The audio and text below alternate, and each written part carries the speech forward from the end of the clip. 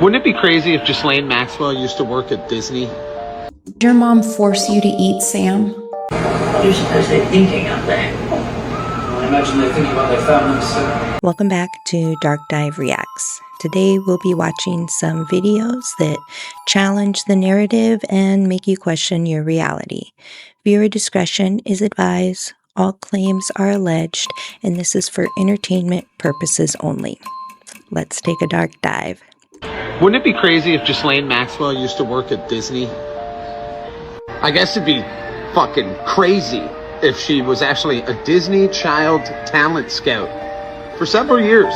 Yeah. Here's some more pictures. Was this like, how did I not know this? I know a lot of stuff about Jeffrey and Ghislaine, but I did not know that she actually worked for Disney. Here's some more pics. I guess it'd be really crazy if the Disney Cruise Line, well, let's just see. Well, St. Thomas and St. John excursions, right. I guess it'd be really crazy if the Disney Cruise excursions, spectacular and family adventures, went literally for a snorkel stop at Little St. James Island. What the fuck? How? And I mean, I guess it'd be kind of crazy if all the symbols line up. Even the fucking Ellen DeGeneres show. What the? I had heard that previously, that he was like contracted with Disneyland to do the snorkeling, but now knowing that Ghislaine worked at Disney also in 1985, bizarre, man. Did your mom force you to eat Sam? Yes. There was a victim named Sam. He was 8 years old from Chicago, or at least that's what my parents told me. Most traumatic night in my life. Like, my mom and dad were like, he's your new brother. We had dinner with him. They called it the Last Supper, and afterwards they sacrificed him. So it was my turn when I was 5, almost 6, to solely sacrifice a child, and it was Sam, the 8-year-old. We just had dinner with him. I love Sam. I'll never stop loving Sam, and I'll never betray Sam. I think that he's a big reason why I'm here today recovering, because it was such a traumatic memory that I've held on. But during that ritual, we had dinner with Sam, and I thought he was my new brother, and I was so excited because I'm like, this brother, this 8-year-old's gonna save my broken family. So that was a woman named Kibby Linga, who grew up in a satanic household where her mother used to unalive children. And she talks about this specific event when a boy came to her house and she thought it was going to be her little brother. And interesting enough, her family decided to call that the Last Supper. Isn't it crazy how Satanists always imitate God and what's in the Bible? You think they do that on an accident? No. The devil knows what the truth is and wants to imitate it. Guys, Kibby also goes on to talk about how she couldn't do it, so they made her eat it instead as a consequence. She goes on talking about how her mother kept her in cages. She goes on talking about how her family was forced to participate in orgies. Now,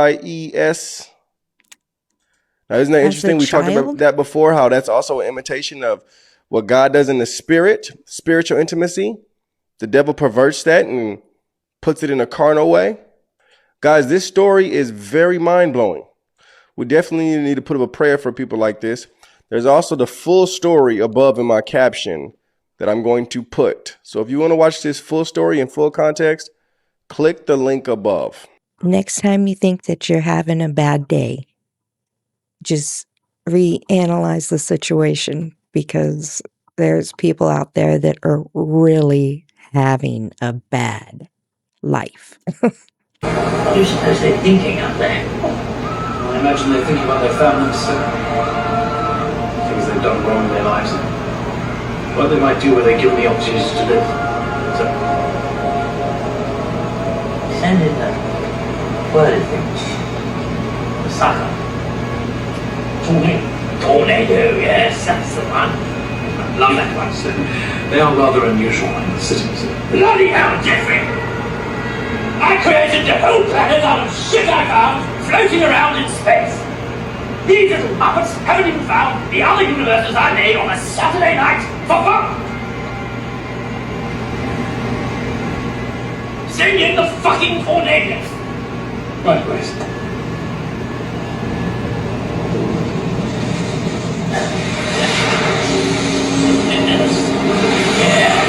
remind me of Sim City. One conspiracy I fully believe with my full chest is the Wayfair conspiracy, and just like everything else, I feel like we moved on way too quick, because what do you mean they were selling full-size cabinets with names named after missing children and being sold for like thousands and thousands of dollars? I feel like it's not talked about enough. Like it just went way fair over people's heads. Literally the black market right in front of our face. I don't want to get on my soapbox, but they were also mentioned in the Epstein files.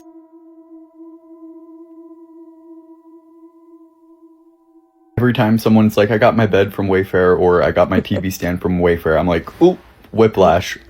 What do you mean? I thought we were done with them. And then the celebrities all doing like endorsements with Wayfair after the fact, that don't sit right with me either. Not saying that the celebrities were like aware of what was going on with Wayfair. We all know they're just getting paid money to advertise whatever. Well, that's odd because I didn't hear about that part. Whatever they can get money for. We're seeing my girl Kelly Clarkson doing Wayfair ads, and I trust Kelly Clarkson, so like, what the hell is going on? We ever get an explanation on that? Like, were they like, yeah, we were selling TV stands for $15,000 named Maria or Marie. Maybe they were selling their bed named Julie for $20,000, but something just isn't sitting right in my soul about that. So no, I will not be shopping at Wayfair. Why are you shopping at Wayfair? One go there. We're not showing you that because we're not going to show, the Israeli government does not allow us or want us to show where that may have come up, that interceptor. But I'm not. This is not magic, but a real scientific experiment. Why, when drawing a straight line in front of a lively rooster, the rooster will instantly fall into a dormant state, and when the line is erased, the rooster immediately returns to its lively state. I have chickens. I'm gonna have to try that. When the ruler is placed in a dim place and vibrates, it will move up and down rapidly.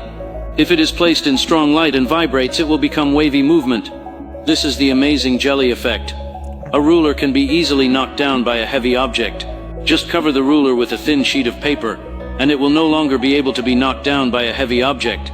This is the power of atmospheric pressure. Fill the balloon with water, stick a piece of tape on it, and puncture the balloon. The gushing water actually stops. This is the laminar flow phenomenon of water. Cut the plastic sheet in this way, then cut a notch. Just apply a little toothpaste, and it runs like it has a motor. Mix white vinegar and salt, and you get fun artificial snowflakes.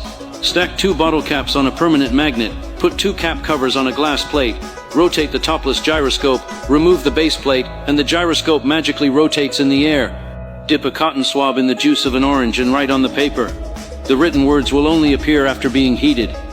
Place the canister as shown in the video on top. Place a magnet on it, stack 5 coins together, the coins stand up and keep rotating.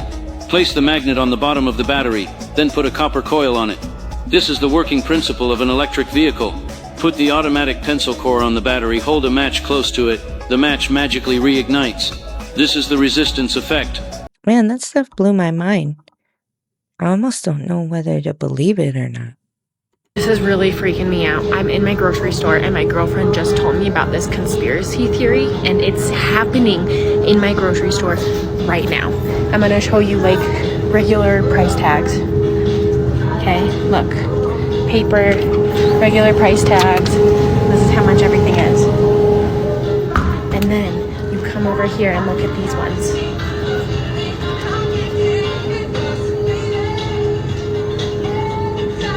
That's a camera right there. So they did this to the Fry's that I go to, which is Kroger, and our Walmart. But I looked at our tags and they don't have that little camera. I don't know. Maybe I'll have to look again. So they're replacing all of the paper ones with those digital ones that they can change automatically, but they have a camera. And so my girlfriend was telling me that they use the camera to use facial recognition, and they're gonna link you to like your Amazon account, they're gonna link you to everything online, like everything that you have, and they're gonna change the price of your groceries according to who you are, that they recognize by your face, by your Amazon, by your Facebook, by everything. So if they see your So What if two people are passing in the aisle at the same time and they both want to buy yogurt? How does it know who to set the price to? Spending habits and that you're spending more, your groceries are going to be more expensive. And I'm freaked out that this is happening in my grocery store right now. And it's slow. Like, there's some sections that it still has the paper tag, but I'm here kind of late at night and I saw a lady switching it over. So what's going on in your grocery stores? Is this a conspiracy theory that is true? And if not, why do they have cameras?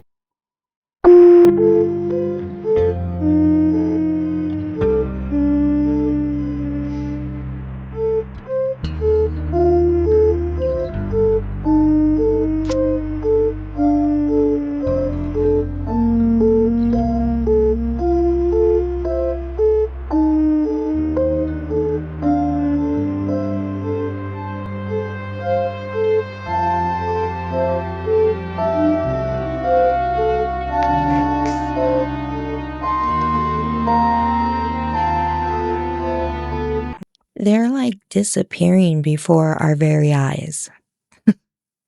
We're pioneer scientists here. This is like a sort of experiment that it's really hard to find anything like it. So this is like pretty groundbreaking stuff.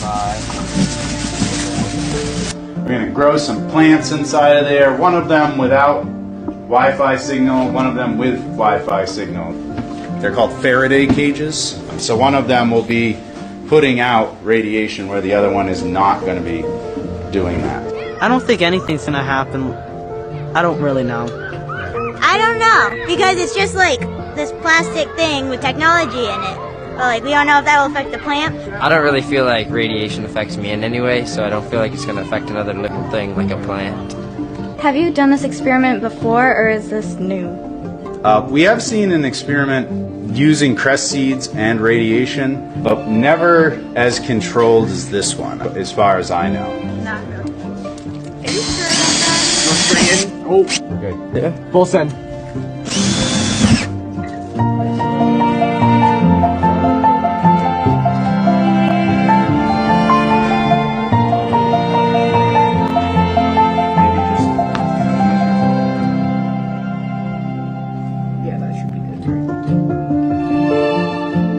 Yeah, one of them is going to be exposed to high levels, and the whole reason that we've covered them in tinfoil is because the environment of this classroom is filled with that. Right, so we had to try to isolate the plants inside of there and not let the Wi-Fi get in there. I don't really know if it'll affect anything because, like, I grow plants in my, like, I have Wi-Fi in my house and I grow plants all the time and they grow fine.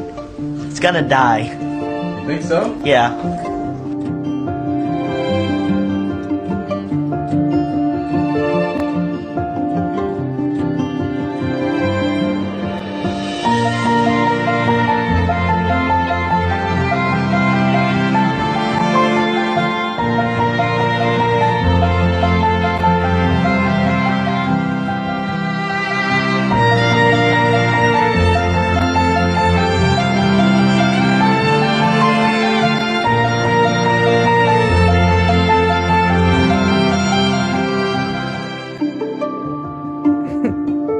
It blew my mind that the Wi-Fi off, like, the plants are growing. Yeah. But Wi-Fi on, the plants are growing. So I think that when the Wi-Fi's on, it's affecting the world. Like, affecting the whole entire world. What are people's arguments against our results going to be? The Wi-Fi on might have dried out all of the water from the seedlings. The heat will evaporate the water that's in the plant. The FCC doesn't say anywhere that Wi-Fi and radiation is harmful to people.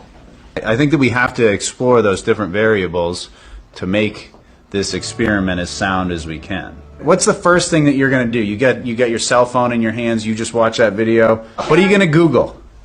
Does Wi-Fi kill plants? Or other living things? First thing I would look up is what else can it hurt? What our brain, our arms, our legs. Does Wi-Fi hurt our body physically and mentally? Could it affect your sperm count and decrease population? What? Given the fact that you have been He asked about sperm count. That's funny. part of this research, looking over all of these studies, do you have Wi-Fi in your house? No, I've been in the technology industry all my life, and I've never had Wi-Fi. Because? Well, I just didn't feel it was right. I didn't feel it was safe. And my wife has been very actually forceful about not having that. Now, you can run a longer wire. It's a bit annoying. Signaling. Produce heat. Have any countries or cities like banned Wi-Fi? My dad took the Wi-Fi out of his house and he just has the Ethernet cord now because of things like this. But he still uses his phone. So.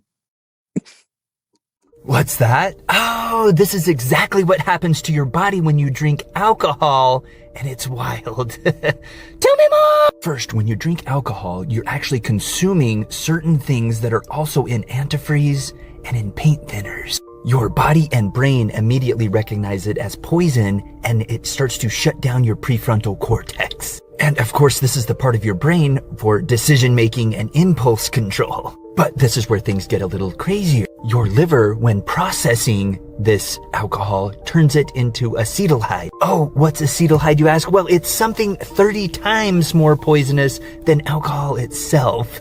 So now, not only is your body and brain figuring out that this is poisonous, but now your liver is converting it into something 30 times more poisonous. Oh, goody. And of course, this also leads to fatty liver or liver disease. But the good news about all this is you can actually reverse this in as little as 3 weeks once you stop the consumption of alcohol itself. Oh, goody.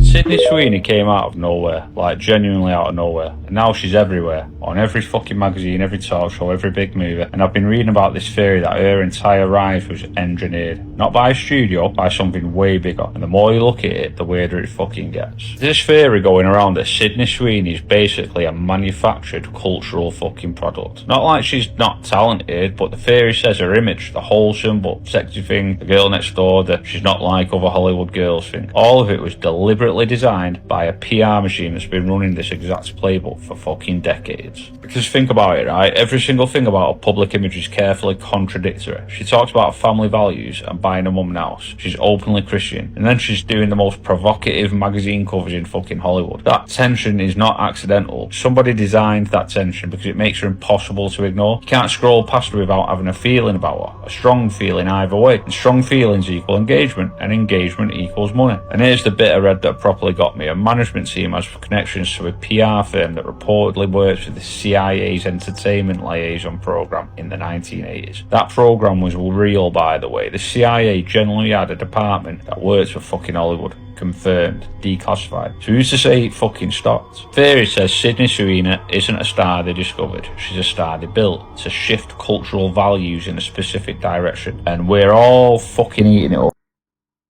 This is the eagle on the back of the $1 bill. Or is it? This is definitely an eagle. See his smooth, bald head? Beautiful, majestic eagle with its smooth, bald head. And just one more for good measure. Definitely an eagle, right? This guy, he has like a weird tuft. A little, or maybe it looks something like this. Or maybe even this. My favorite one of all, though, this. Can you read that? Do you see what it says? I suspect that our eagle friend is actually a phoenix. But I don't know why you'd want to pretend it's something else. A phoenix is a symbol of rebirth, of a new start, which is what America was. So why wouldn't that be the symbol? What is an eagle a symbol for again? I don't really remember. In the late 1960s, if you were a North Vietnamese truck driver on the Ho Chi Minh Trail, you lived by the monsoon. You knew exactly when the rains started, and more importantly, when they ended. But in 1967, nature stopped following the rules. The monsoon arrived, and then it just stayed. For months past the deadline, the sky stayed black. Dirt roads didn't just get muddy, they turned into liquid. The drivers looked up baffled, but 15,000 feet above them, specialized U.S. aircraft was doing something most people today still think is a crazy person conspiracy theory. They weren't just watching the weather, they were creating it. Welcome to Operation Popeye. This program was so black ops that even the U.S. Secretary of State wasn't told it existed. Every day, WC-130 Hercules planes took off from Thailand. On paper, they were doing weather reconnaissance, but inside the cargo hold were racks of silver canisters. The crews had a dark sense of humor about it. Their unofficial motto was make mud, not war. Their mission was to weaponize the rain to drown the North Vietnamese supply lines. Here's how they did it. These pilots would do the one thing every other pilot is trained not to do. They flew directly into the violent heart of massive thunderstorms. Once inside the cloud, they'd ignite the canisters, releasing a mist of silver iodide. Think of silver iodide like a magnet for moisture. It gives water vapor something to latch onto, forcing it to freeze and then fall. In a matter of minutes, a cloud that might have drifted away instead collapsed, dumping torrential rain on one specific stretch of road. They were essentially using the sky as a faucet they could turn on at will. And it worked. They managed to extend the monsoon season by a staggering 45 days. For 5 years, this was the military's best kept secret. Over 2,600 missions were flown. The Ho Chi Minh Trail became a graveyard of trucks buried in 5 feet of mud. But in 1972, the "we told you so" moment arrived. The New York Times leaked the story, and the world went into a panic. The public realized that if the government could control the rain, they could control the food supply, they could cause droughts, they could even steer hurricanes. The backlash was so intense that the UN had to step in and create the NMOD Convention, a global treaty that literally bans hostile use of environmental modification. We had to pass an international law to stop humans from playing God. Now today, we're told that weather manipulation is just science fiction or cloud seeding for ski resorts. But for 5 years in Vietnam, the rain wasn't an act of nature. It was a tactical decision made by men in windowless rooms thousands of miles away. So the next time you see a storm that seems to last just a little too long, maybe take a second look at the clouds, because as Operation Popeye proved, sometimes the most insane conspiracy theories are just declassified history waiting to be told. I grew up like 200 miles from where I am now. It was a lot cooler weather. It was in the mountains, and the clouds were always so fluffy and thick, just like marshmallows. You'd lay on the trampoline and, try to figure out what shape they looked like, right? Well, now, I don't know if it's just the area I'm in or because times have changed, but there's never any clouds. And if there is, they are not fluffy. They're just like streaks in the sky or just like blobs. Even the thunderclouds look different. There's a new movie on Netflix called Magnolia, I believe, with Emma Stone. Peep the Easter eggs in each. Look at this. See the ice wall? It's a flat earth. Look, she's popping the dome. Watch this movie from beginning to end. Leave a comment. This definitely is an Easter egg. It definitely tells you stuff in your face that they won't tell you. Eventually, humans just extinct. Massive extinction.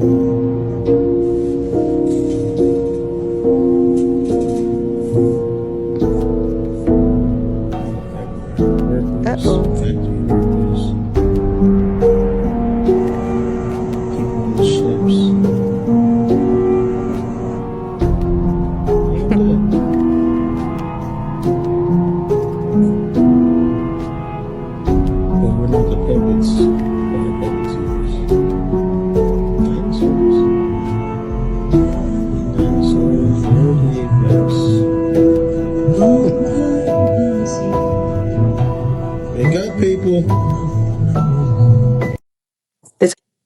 Looks like a interesting show to watch.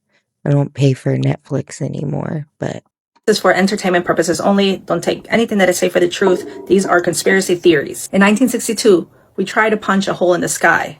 We called it Operation Fishbowl. But what the history books hide is that we were warned 15 years earlier that if we touched the ceiling would hit us back. To understand the 1962, we have to go back to 1947 to a man called Admiral Richard E. Byrd. Byrd was not only an explorer, he was a witness. In 1947, during the flight over the ice, he didn't find more cold. He found an entrance. He described his plane being caught in an invisible grip and led him to a city of shimmering lights.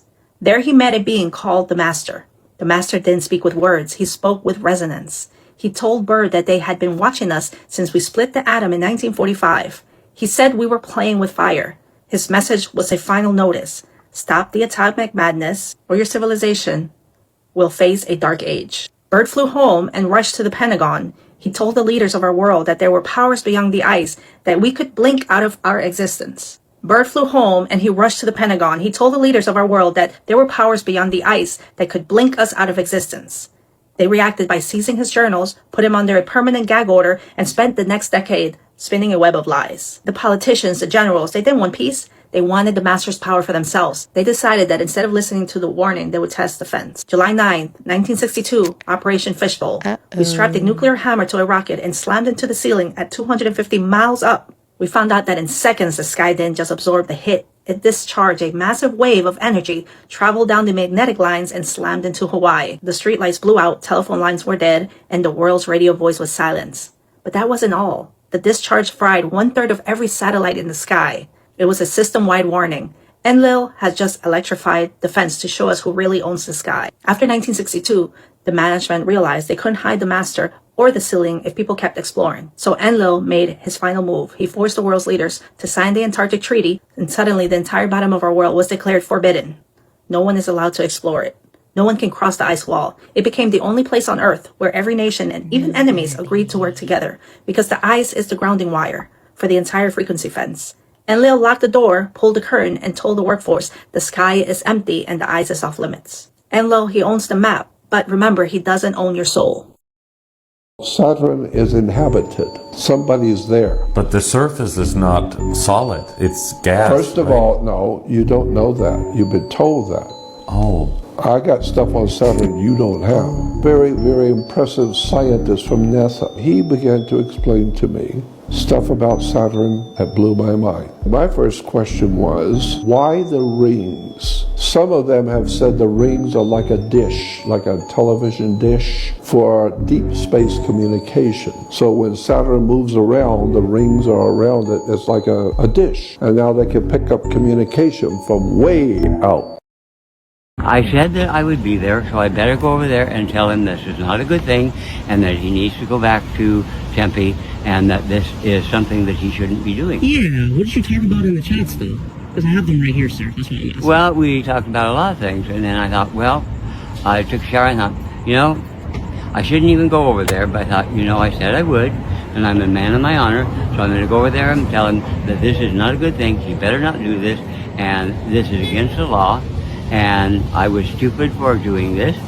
A man of his honor, yet he's preying on children. And that he should not be doing this. What'd you say in the chat? What'd you say in the chats, though? Like of that you wanted to do with the kid? Yeah, what'd you say? Did you send a pic? Yeah. After he told you the age? Yeah, I did. Okay, so you know that's yeah, he came to meet a 15-year-old. Yeah, because I thought this was probably a setup, and I thought, well, I'm going to come anyway because I told him I'd be here, and I had a feeling that it probably was. So, first of all, his name was Cristobal Colon. That's his real name. I know white people gonna be like, they crazy, they laugh, but my bad. What made him change it? Because, so his family was Jewish, and in the country he was in, they had to transfer over or they were going to get kicked out. They had to become Christians. So why everyone thinks Christopher Columbus was a Christian, he grew up Jewish bloodline, Jewish family. So he put on a front. This is how you know it's stamped, though. This is how you know it's stamped. He set sail on August 3rd, 1492. The day after the expulsion of Jews from Spain, he took sail. He was forced out. They got kicked out, bro. And that's what it was. And they told him, they said basically, this is most likely what happened. You got kicked out. They knew he was he's still in his heart, he's Jewish. Hey, listen, Columbo, go and try to find homeland for you guys. So America was already promised to them. That's why they run it now, bro. The shit was promised to them, and they were gonna name America after Columbus, but before he got to America, savage. But guess the textbooks we read were. I was just about to say, they told us what our whole McGraw-Hill. Yeah. And guess who McGraw-Hill is? Ghislaine Maxwell's dad. He owned that. The director, Stanley Kubrick, he literally had the strangest death as well. His final movie, Eyes Wide Shut, which is a movie that's pretty much, his wife says something wild to him, which sends him down this journey of trying to like find himself or whatever throughout New York, and he stumbles across this party that he wasn't supposed to go to. He ends up seeing a party where the elites are all there, and apparently there's even a scene where this guy that Tom Cruise's character talks to, he said, Listen, Bill, I don't think you realize what kind of trouble you were in last night. Who do you think those people were? Those were not just ordinary people there. If I told you their names, I'm not going to tell you their names, but if I did, I don't think you'd sleep so well. That scene was supposed to reference, because he gets in this room and it's a whole bunch of these masked figures, and there were so many shots and things that just made sense about the movie, what they're doing. For instance, Tom Cruise's character, his mask, you can really clearly see his eyes in there. Yeah. Everybody else's is all dark. It's all dark. Wasn't there also like 30 or like 40 minutes of the movie that hasn't been seen by anybody because it got like cut out or something like that, right? Am I wrong? Or? No, that's 100% facts. Yeah. It's some number like that. It's either like 30 or 40 minutes or something, but you're spot on, bro. Yes, that's another detail people thought was weird about this movie. Long story short, they're like doing rituals or whatever. It's like an underground society, pretty much like real life. And right before he was supposed to drop the movie, Stanley Kubrick ends up dying mysteriously in his house or whatever. I forgot what it was, bro. It was a heart attack or whatever. And then it makes you go, the government literally said, I think it was the CIA. They said they had a heart attack gun, Mike. Am I wrong? Yes or no? The CIA came out with a heart attack gun, yes. It's such an easy way to do it where they go, well, he was old. He was an older guy. And he got killed. He was a famous Hollywood director who knew what he was getting into, right? And it's wild because he was trying to expose the elites. This movie is literally talking about these people. And just even the title, Eyes Wide Shut. Yeah. They would clip the edges off coins ever so carefully to not visibly change the shape of the coin, so it would look totally normal at a quick glance, allowing them to slip through casual checks by cashiers and bankers at the register. The clippers would then collect all the scrap clippings of the coins' precious metals, smelt them down, and sell them for a profit. Coin clipping was a fairly prominent issue for hundreds of years, from the early Roman Empire and all throughout the Middle Ages, back when coins actually contained significant amounts of real valuable metals in them, with surveys conducted throughout the 12th and 13th centuries finding that many coins had lost up to a third of their original weight due to clipping. This was clearly terrible for the economy, and people were losing trust in the government's ability to regulate their monetary systems. So they came up with a solution, devised by none other than your boy, Isaac Newton. Yeah, the guy who invented gravity was also England's Warden of the Mint, where they print money and stamp coins, who prompted the Great Recoinage of 1696, recalling all old clipped coins and introducing new ones, now with ridges or milled edges, as these new grooves would make the smooth edges of clipped coins more immediately visible, rendering them useless when the clippers tried to pay with them. And this standard spread throughout the world's modern currency systems. But those clippers were a sneaky little bunch, as they found a new way to chintz the system with these updated ridged coins called coin sweating, where they would take a bunch of coins, put them in a bag, and aggressively shake it, so the coins would grind up against each other and shed tiny little dust particles of metal at the bottom of the bag, which they would again collect and melt down for profit. But obviously this method was far less efficient than clipping and required large amounts of coins to yield the most minimal profits and never quite caught on like clipping. Today the ridges are still there, not for their original anti-clipping purpose, but more so for tradition, security against counterfeiting, and as a tactile aid for the visually impaired. In addition, they've also made clipping or smelting down of coins for profit pretty much obsolete by completely removing the precious metals coins used to have in exchange for cheap alloys. Like the American quarter, for example, was actually 90% silver before 1965, meaning it contains 0.18 troy ounces of silver, worth about $17 today, 68 times the actual monetary value of a quarter. Meanwhile, today it's... I don't think I've ever seen a counterfeit coin. If I have, then I didn't know and I spent it. Seen plenty of counterfeit cash, but not any coins. I'll just give you one example. If you go to McDonald's, anywhere in the world, you will find French fries, or chips as you call them, and you will find that they're always made from the same potato, the russet Burbank potato. This is a potato from America that's unusually long and difficult to grow, but that's what they want, because when you're McDonald's, you like those red boxes with a little bouquet of very long chips. It looks really good, and so they insist that all their potatoes be russet Burbanks, and they further insist that they have no blemishes at all. There's a very common defect of russet Burbank potatoes called net necrosis, and you've seen potatoes with a little brown line sometimes, or spots that come through it. Well, McDonald's won't buy them if your potatoes have that, and the only way to eliminate that is to eliminate an aphid, and the only way to do that is with a pesticide called Monitor that is so toxic that the farmers who grow these potatoes in Idaho won't venture outside into their fields for 5 days after they spray. And then when they harvest their potatoes, they have to put them in these atmosphere-controlled sheds the size of a football stadium because they're not edible for 6 weeks. They have to off-gas all the chemicals in them. So you see, the desire for a certain kind of chip leads to a certain kind of agriculture. What you're looking at is allegedly footage showing a human sacrifice ritual in front of the Shiva statue at CERN. The organization quickly dismissed it as a prank, but the imagery alone sparked conspiracy theories that still circulate today. The video shows a figure performing what appears to be a ritualistic act directly in front of the Shiva statue, a massive bronze sculpture representing destruction and creation. The statue itself, gifted by India in 2004, has become central to myths about secret ceremonies at CERN. People point to the statue's symbolism and the timing of the video to suggest something darker than scientific research may be happening behind closed doors. The ritual imagery feeds into a larger web of speculations about CERN. Some believe the ritual ties to occult practices, suggesting the organization uses symbolic ceremonies to unlock or channel hidden energies. The Shiva statue is often cited as a focal point for those theories due to its association with destruction, rebirth, and cosmic cycles.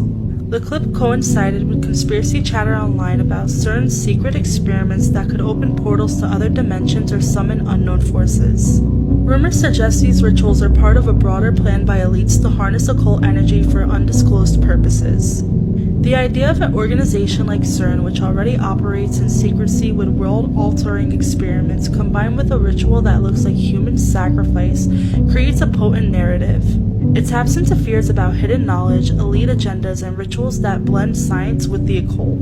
Even if the video is staged, the myth itself has legs because it aligns with what many already suspect about shadowy organizations experimenting beyond moral limits. The ritual video went viral because it represents a primal fear, someone secretly living in or controlling our world, performing acts we're not meant to witness. The combination of secrecy, ritual, and high-profile scientific location makes the story irresistible for conspiracy theorists. And it does rub me the wrong way. Why would they just quote-unquote stage a ritual as a prank at CERN? I don't know, it seems weird to me, but that's just me. Hello, my name's Forrest Gump. Do you want a chocolate? My mom always said life was like a box of chocolates. You never know what you're gonna get.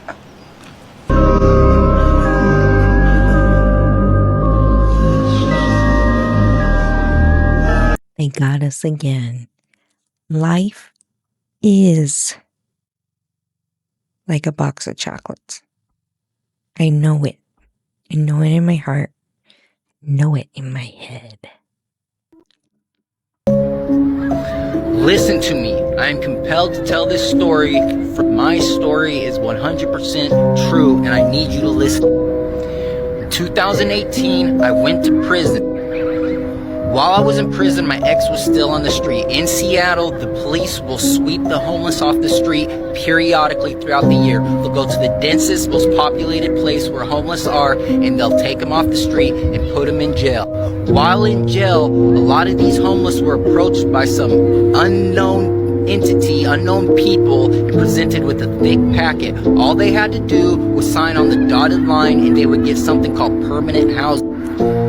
Now, prior to this, before my girl got swept up and put into jail, she was telling me while I was in prison that they were making all these apartment complexes all over the city. This was in 2016 to 2018, right before COVID and the fentanyl epidemic had hit the streets. Now, my girl signed, and so did a lot of these other homeless. So when they were let out of prison, they were given apartments in these complexes that had been just popped up overnight, basically. At first, everybody was happy. The conversations over the phone were great. My girl was happy to be off the street. So was everybody else. But as the months went on, my girl was telling me some crazy shit was happening inside these apartment complexes. Now, when you take homeless off the street and give them no practical skills and they have no house training, they will take the streets with them and trap out wherever they're at. So these homeless people were getting put in these buildings under the guise of harm reduction. They were reducing harm is what the program said. But in fact, as the months went on, and I was talking to my girl just about every day, people started dying from overdoses, of weird illnesses. The old people that were basically crippled and in the first floor of these apartment complexes, they were getting signed up for life insurance. When they died, who got their life insurance? Now, there was a whistleblower that worked at one of these places. He was just a regular dude, just a regular good-hearted dude, and he seen that some weird shit was going on. Now, he dug into who founded these buildings, who paid for it. It was the IMF, the International Money Fund. If you don't know who they are, you need to do your homework, because they're the ones, when you hear that America has $1 trillion debt, they're the ones who handle those transactions in between countries. They're also have people that sit on their board like the Rothschilds who play both sides of conflicts and wars and pay off this nation sells them weapons and then pays off the opposite nation and sells them weapons. Okay, they're also, the IMF is also who these huge like the World Health Organization, FEMA, funnel their money into, so that the money goes to wherever they say the money needs to go. All right, it's a huge world organization. Why would they start making these huge apartment complexes right before the pandemic and right before the fentanyl epidemic really hit the streets? It's almost as if they knew this crisis was going to happen, and then these homeless that were taken off the street and put into these places were literally dying. This was eugenics all over again. This was population control of the new age. This is all real. It's 100% fact. But the thing is, out of 5 years, my girl living in this apartment complex, she is one of the only ones to still be alive out of a 6-story huge apartment complex. Everyone else is dying, and she is hanging on by a thread to her sanity. Now listen, while I was in prison, she would tell me I'm hearing voices and I'm seeing things. She never had this problem on the street. She was a straight street gangster, bro. She slept, she ate, and she never did too many drugs to be out of her wits. She was a beast, right? But all of a sudden, her and other people that are in these apartment complexes are reporting hearing voices and seeing shit and weird things coming through the vents. Now, when you look at these apartment complexes, they are built weirdly. Their architecture has hollow walls. Let's say one room's 8 feet, 8 feet, and 8 feet, right? But on the outside, the room's 16 feet. You go inside the room, it's still 8 feet. So there's walls behind walls. That's one thing. Also, she took this magnetizer thing because she was finding her and a lot of other people would pace up and down certain spots of the apartment, like they were on some kind of a magnetic line. When she Google mapped the top of these buildings, normal buildings, they have like HVAC, an electrical system, some ventilation, shit like that. But when she looked on Google Maps, there was all these big ass, weird ass blocks on top of it. Now, this whistleblower, going back to him, this nice guy that truly cared about these tenants and was starting to see weird shit go on, he did the investigation to see where the money came from to pay for these places. He found that really thick fucking contract that everybody remembers seeing in jail but couldn't get a hold of when they were in the actual apartment complex and wanted to see what the fuck they had just signed up for. He found in this fucking contract that these guys had signed on to chemical manipulation, brainwave scanning technology, voice to skull, and some other shit in huge legalese buried language. I shit you not. Nobody could get a copy of this. Nobody. And the copy that he had, he couldn't get it off of a computer. It was word of mouth. So what he did was make a YouTube video, and he whistleblew. And I know a lot of people in Seattle must have seen it because it was getting thousands of views. And he had told the people in the apartment complex, look at this. Tell other people from these other housing apartment complexes to watch this shit. And they did. But this non-drug user, guess what happened to him? Yeah, he was found unalive from a drug overdose, and he didn't do drugs. He was a big proponent of that, of not doing drugs, right? But he's found with a drug overdose. Sounds like he was unalive for knowing some shit and blowing the whistle. So I get out of prison and get this. I go to find this shit. You can't find the video. What, was my girl lying to me? Was her friends lying to me about this video? No. And we had conversations about it because I started living in this place. This place was weird. I had never heard voices in my head before. I had never seen shit. I shit you not, I seen an alien. Everybody knew about this alien. I'll tell you about the alien later. But there was things going on. The food wasn't right. We all know the food's not right, but this food really wasn't right. The water was not right. There was weird gas pipes that were capped that came out of the walls that nobody could tell anybody about. The management was circulated on like a 3 to 6 month loop, so there was never a steady, stable person at the top of the food chain that could provide answers. And the counselors that were there were cover-up artists. All they did was push the problem to the side when people complained about this shit, and then the people ended up dying. After a year of living in this crazy shit, I tried to get other people that had seen this video. They were dead. They were gone. This is word of mouth. This is on my heart. True. I put this on everything, and I need to get this story out. I'm going to do a deep dive of this one time when I go back to Seattle to have some hard facts. But this shit's real, and it's happening in Seattle. And if it's happening in Seattle, it's happening in other places. Please post this. Please repost this.